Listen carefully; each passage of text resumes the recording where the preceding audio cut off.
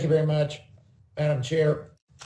Just going back and looking at some stats from the past. In the 2000 census under Republican control, 2 years before the 2000 census, there were 18 hearings. The 2010 census, Democratic-controlled House, 2 years prior before the 2010 census were 11 hearings. The years 4 and 3 prior to this census under Republican control, we had 9 hearings regarding the census. And now the 2 years prior to this one, we have had only 5 hearings. And I must admit, the biggest bulk of the 5 hearings that we've had over the last couple of years have been simply hearings to bash the president and the administration. Not that there were not some legitimate questions on the hearing, on the census. There were, but by and large, we're attacking the citizenship question and attacking Secretary Ross and so on and so forth. But we've only had 5 hearings. And now today, we don't even have representatives from the census here with us again.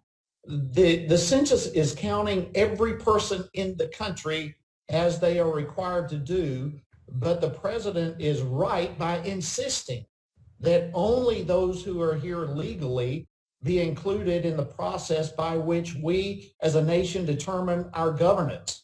And yet, here again, Democrats are intent on ensuring that they tie up this process in order to get a desired outcome, which in essence is to make sure that states with the largest number of illegal immigrants are actually rewarded with extra representation that they don't deserve.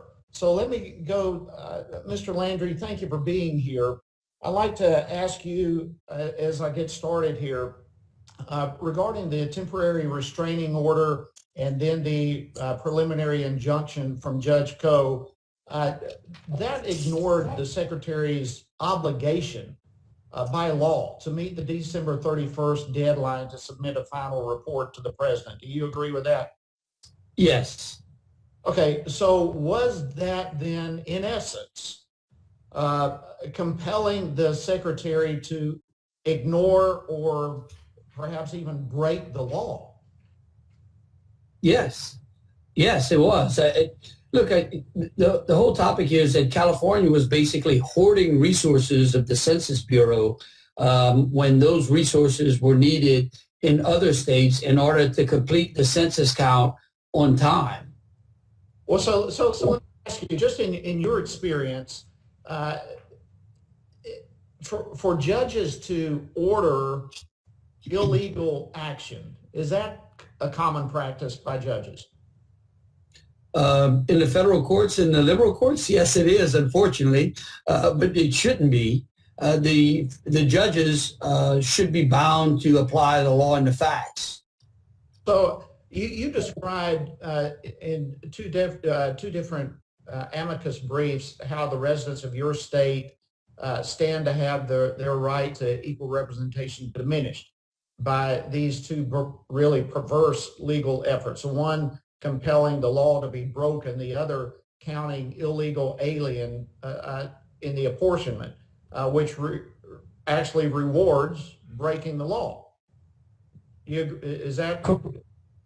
That's correct. Yes, I got a little confused between the two cases. We filed amicus in an intervention in California in one case, and then the New York case that you may have been talking about earlier was where the president was trying to basically ensure that we did not count illegals for reapportionment in order to reapportion the House districts. Right. And both of those have had stand to have a negative impact on your state.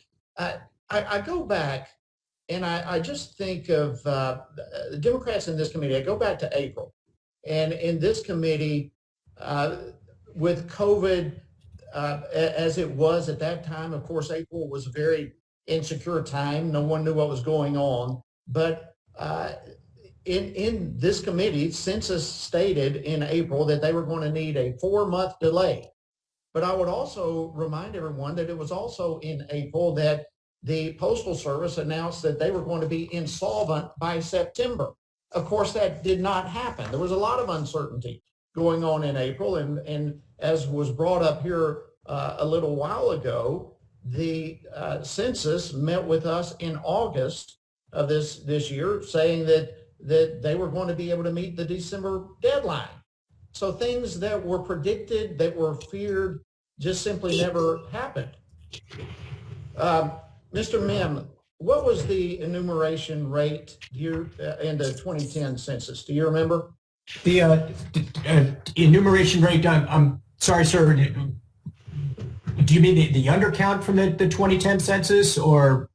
Yeah, the enumeration rate. I mean, you said a while ago that the one this year is 98.98. What was it in 2010? Do you remember? Oh, I'm sorry. Yes, it's a little bit of an apples and oranges, but what this is when the census is all done, they do a major coverage measurement effort in order to assess the quality of the census. The 2010 census continued a pattern of improvement over prior censuses and had a net overcount of about 0.01%. As was mentioned earlier by Mr. Santos, that was different, though, by demographic groups. You did have a net undercount of non-Hispanic blacks and Hispanics and American Indians living on reservations. But the overall, with a 0.1%, 0.1% overcount. Again, that masks on the different. According to the gentleman's time has expired, but the gentleman may answer the question. He did answer the question, ma'am. I'd just like to conclude by saying I would love to be able to ask some of these questions to Census, but obviously I can't because they were not even invited to be here today. Hopefully we will be able to speak to them in person in the future, and I yield back. Thank you.